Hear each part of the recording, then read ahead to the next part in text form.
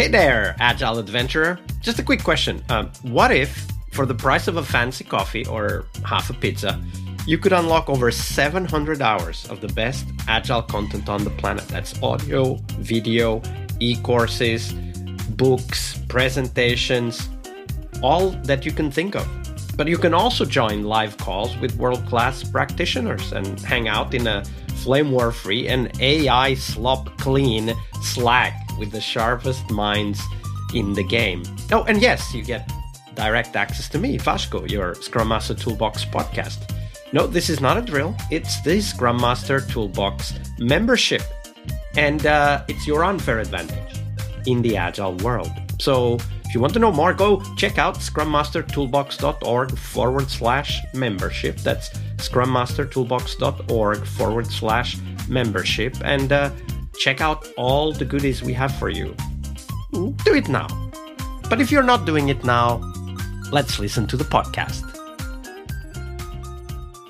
Hello, everybody. Welcome to one more week of the Scrum Master Toolbox podcast. And joining us this week from Canada, the beautiful country of Canada, which we all love, right? Even the Americans, although sometimes it doesn't look like it, is Wasim Osman. Hey, Wasim, welcome to the show.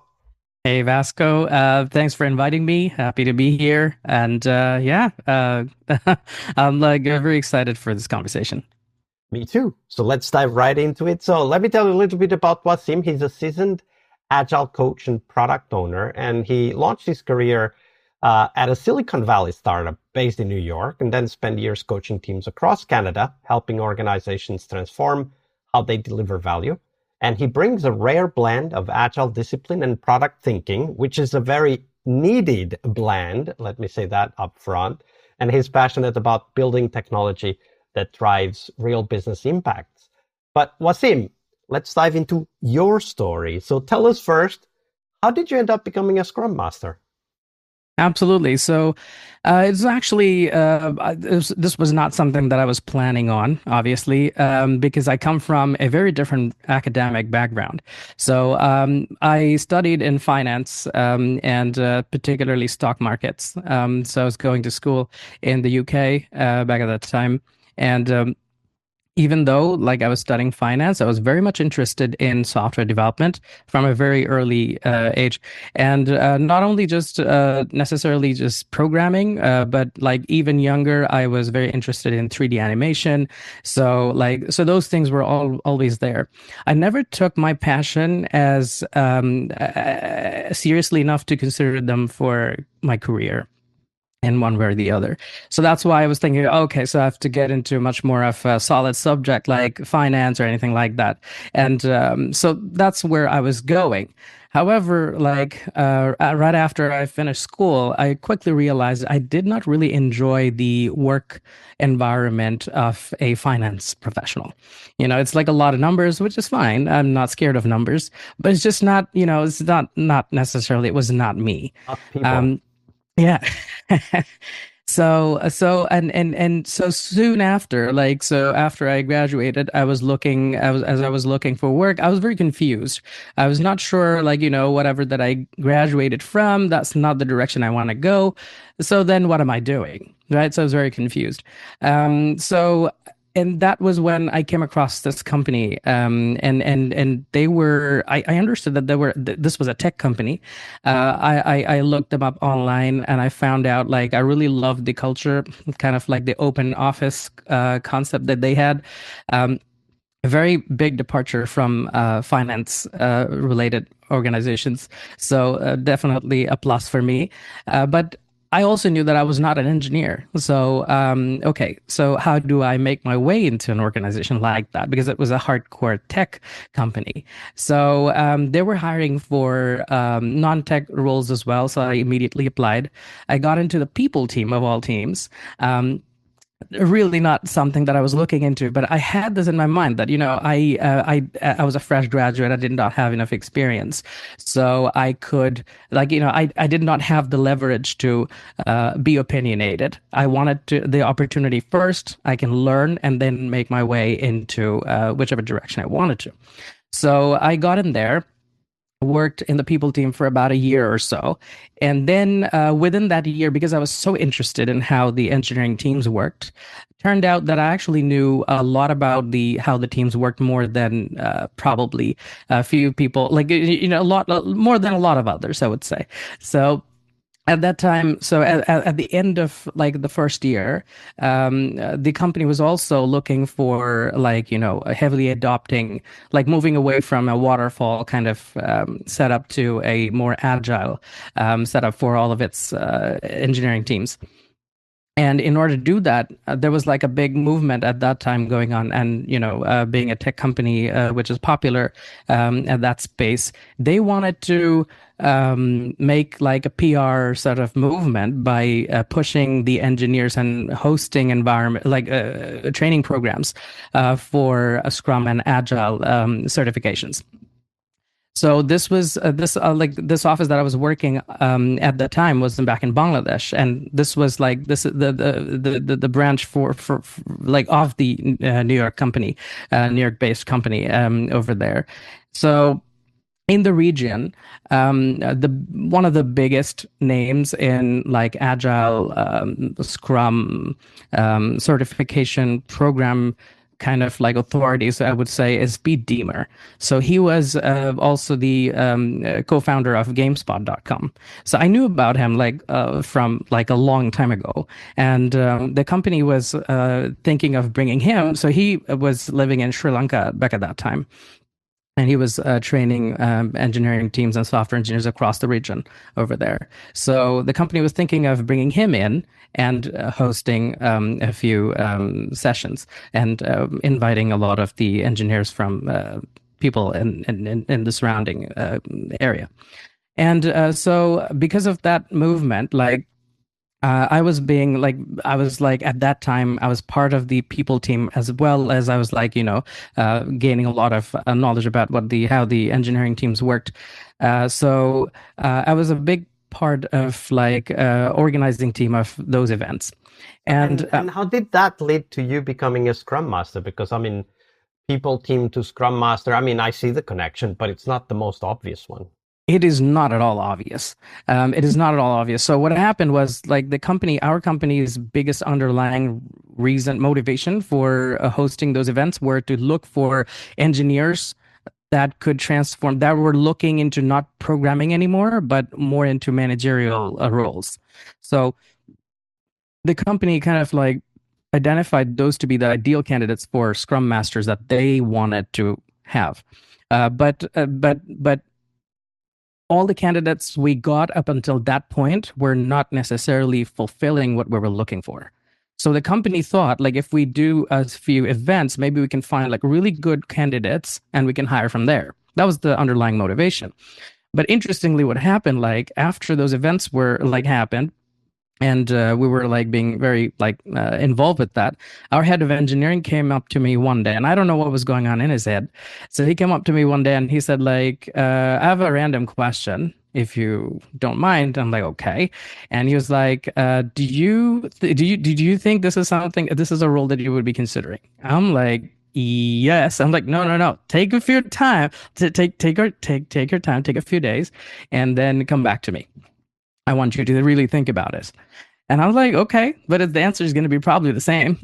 So I went back to the drawing board. I really thought about like the career path that's going to be, and because I was more than a year before that time, I knew that that was the very reason that I got into this company, because I wanted to transition into engineering team one way or the other. So it was an easy yes for me. So 2 days later, I came up to him and I said like, yes, absolutely. That's the direction I want to go. And he said like, but you don't have any experience working with engineering teams. So what I'm going to do is, like, one of the senior engineers at that time, he was working like as a senior engineer at the same time he was performing the Scrum ceremonies. So he said like, you can shadow him so you can kind of learn from him, and maybe you can do that for a quarter and then you can take over. So that's what exactly I did.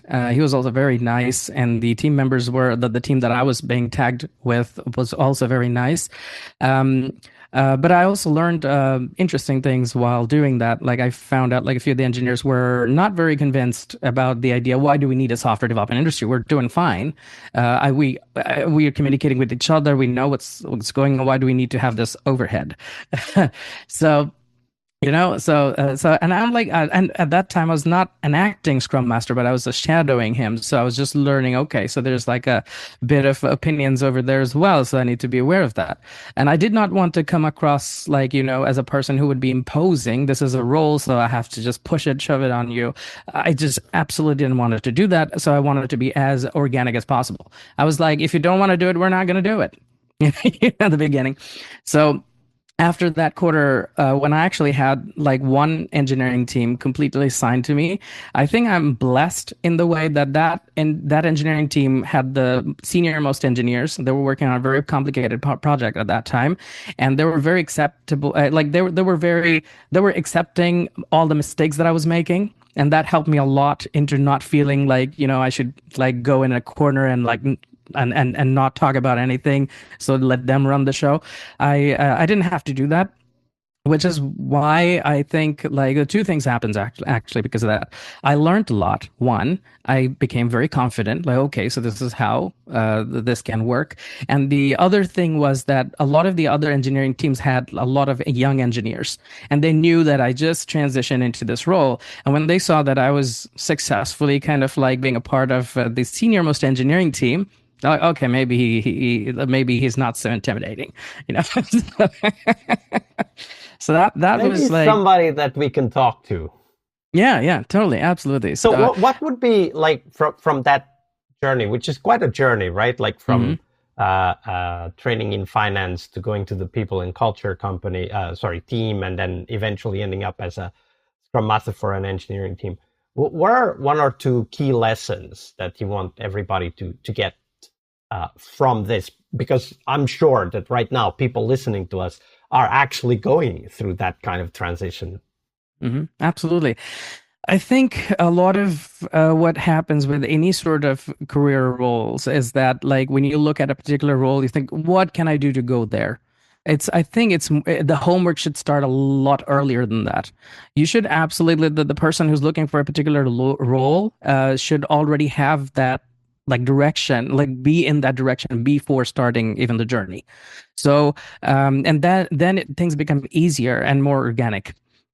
So particularly roles like being an agile coach, a scrum master, a product owner, these particular roles need a little bit of history for that person to be familiar with those particular roles. So I had software development. I was not a stranger to that. It was very much organically something I was interested in. I always looked up like what was going on in the software development industry, even like when I was free. It was just for hobby entertainment purposes, right? So that got me up to speed. So whenever I was in a conversation with any of the engineering teams, or even in an interview in the future that I did afterwards, absolutely got contributed to my previous research and interests absolutely contributed to me being successful in those roles. So kind of being deliberate about looking for the opportunities and the roles.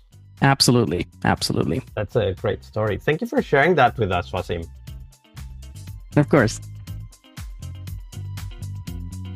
All right, I hope you liked this episode. But before you hit next episode, here's the deal. This podcast is powered by people like you, the members who wanted more than just inspiration. They wanted real tools and real connection to people who are practicing Agile every day.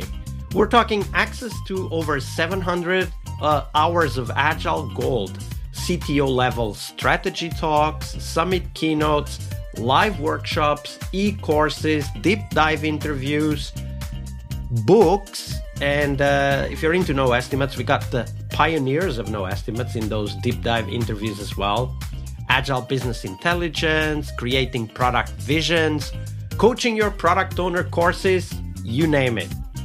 You'll get invites to monthly live Q&As with Agile pioneers and practitioners, plus a private Slack community, which is free of all of that AI slop you see everywhere, and of course, without the flame wars. It's a community of practitioners that want to learn and thrive together. It's the best place to connect with community and learn together.